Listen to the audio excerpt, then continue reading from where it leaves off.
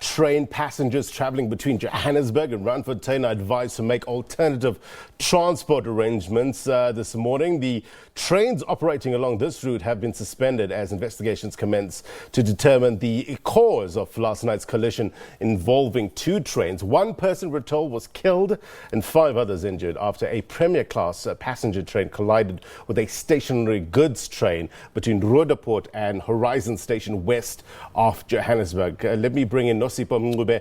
Now she's on the scene for us. Nosipho, what are you learning at this time? Good afternoon, Blaine. We are at the Randfontein station now, where, as you have mentioned, a lot of the people commuting from the station in particular were severely affected by this morning's collision.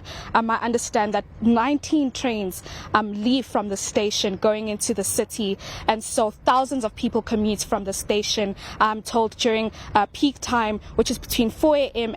and about 8 morning, as well as 4 p.m. and 8 p.m. in the evening. We have quite a lot of people coming through the station and going to their various destinations. We've also been told that a lot of the people in this area in particular rely on trains quite heavily due to the fact that other modes of transport are quite pricey and quite expensive.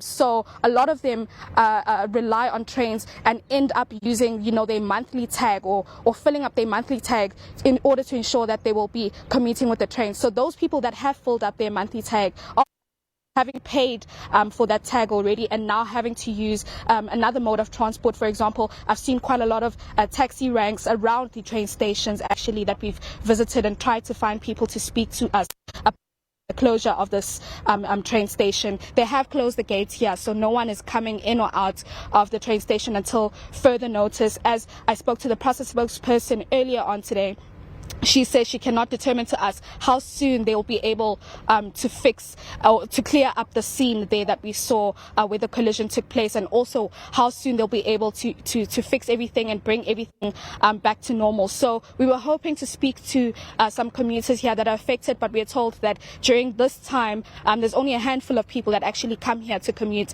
via train. So we'll probably try and stick around to see if we'll see anyone that can just speak to us, or maybe come early tomorrow morning as well to see how people are getting around to their various destinations. Blaine.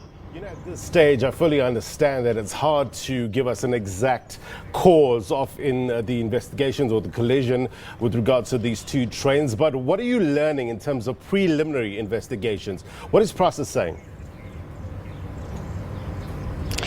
With regards to preliminary investigations, PROSA is choosing to not say too much until they have swept through the scene. As you saw earlier, there were investigators on the scene just trying to determine what the cause could have been. So they haven't really spoken to us about what they think or what they suspect could have been the cause to the collision that took place this morning.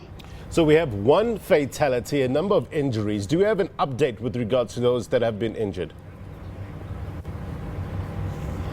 Since we spoke to PROSA this morning, they did indicate to us that the people that were involved in that collision were airlifted to Mill Park Hospital. We will try and find an update as to how their condition is currently looking right now.